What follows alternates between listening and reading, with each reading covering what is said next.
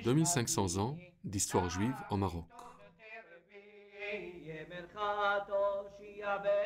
L'installation des Juifs en Afrique du Nord remonte à des temps bien avant l'arrivée de l'islam. Il remonte à la destruction du premier temple à Jérusalem en l'an 587 avant Jésus-Christ. La prochaine grande période de la migration juive vers la région du Maghreb est survenue après la chute de Jérusalem en l'an 70 de notre ère.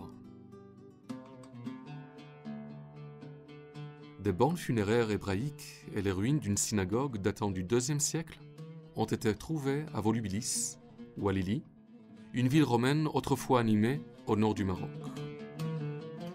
Au fur et à mesure, les communautés juives se sont mélangées parmi la population amazigh, indigène, connue sous le nom de Berbères.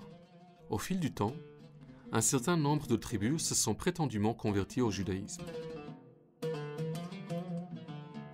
La population juive du Maroc a été considérablement augmentée par l'afflux de Juifs de la péninsule ibérique à la suite du décret de 1492 interdisant à toute population non catholique de rester sur le sol de l'Espagne et du Portugal, communément connu comme l'Inquisition espagnole.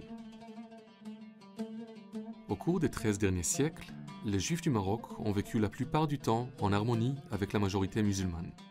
Les Juifs étaient considérés comme des dhimmi, un système de pacte protégé fourni par le sultan en échange du paiement d'une taxe. À partir de 1438, les Juifs ont dû déménager de la cité où ils habitaient avec les musulmans pour un nouveau quartier exclusivement désigné à la population juive. Les quartiers juifs du Maroc s'appellent Mellah. Le Mellah Hafez fut construit à côté du palais royal afin d'assurer la protection des sujets juifs. Plus tard, d'autres villes ont également suivi ce modèle en construisant de nouveaux quartiers pour abriter les Juifs de la ville.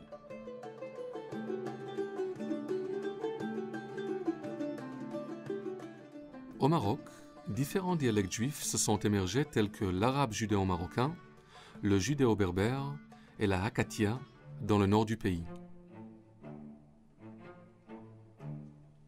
En 1882, l'organisation Alliance israélite universelle, fondée à Paris, a ouvert sa première école au Maroc et s'est ensuite étendue à d'autres villes du pays.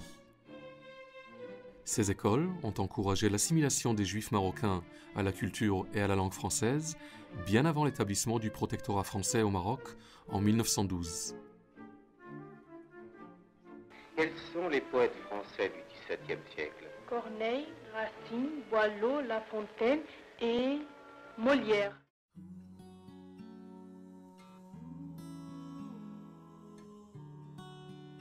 Après la fondation de l'État d'Israël en 1948 et l'augmentation des sentiments anti-juifs dans le monde arabe qui suivirent, de nombreux Juifs marocains se sont sentis obligés de quitter le Maroc.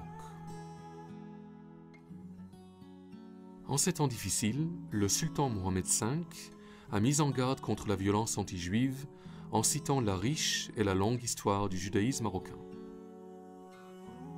Entre 1948 et 1967, la majorité des Juifs marocains ont quitté le pays.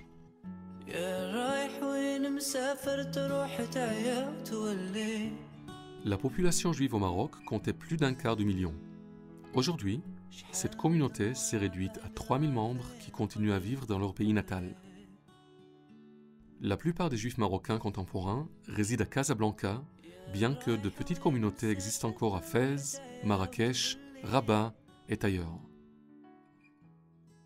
Le patrimoine hébraïque fait partie intégrante de la culture et de la société marocaine. Actuellement, le Maroc est l'un des rares pays musulmans à avoir une population juive.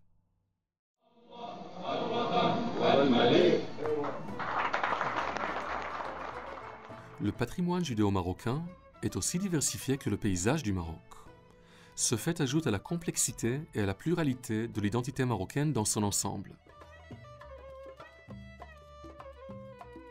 La diaspora juive marocaine énumère plus d'1 million de membres aux 4 coins du monde. Une diaspora qui continue de cultiver ses liens avec sa patrie, le Maroc.